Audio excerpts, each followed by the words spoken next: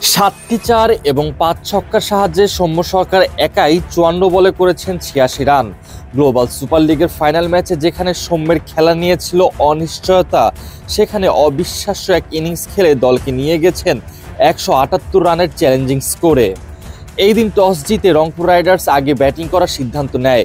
Batting করতে এসে শুরুতে ওপেনার সৌম্য সরকার ও স্টিভেন টেইলর দুই ব্যাটার মিলে দলের ভিত্তি গড়ে দেয়। দলীয় ১২তম ওভারে এসে দেখা যায় চমৎকার এক দৃশ্য।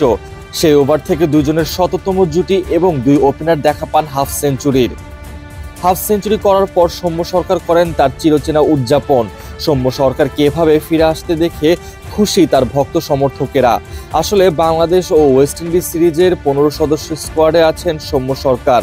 ব্যাট হাতে সৌম্য বর্তমানে যেভাবে খেলে যাচ্ছেন, এই খেলার ধারা যদি ওয়েস্ট ইন্ডিজ সিরিজে অব্যাহত থাকে তাহলে বলার অপেক্ষা রাখে না।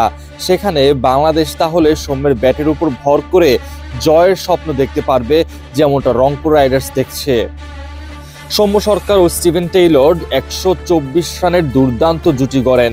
তবে ৬৮ রানের মাথায় যখন স্টিভেন আউট হয়ে যান, তখন সৌম্য সরকার করেছিলেন ৩৫ বলে ৫১ রান। টেইলরের ঝড় থেমে যাবার পর শুরু হয়ে যায় সৌম্য সরকারের ঝড়। এরপর লাগাতার ৪ ছক্কা মেরে সেই ৫১ রানকে নিয়ে যান ৮৬ রান পর্যন্ত, থাকেন আনবিটেন। বলার অপেক্ষা রাখে না, যদি আরও কিছু বল পেতেন সৌম্য তাহলে ঠিকই দেখা পেতেন শতকের।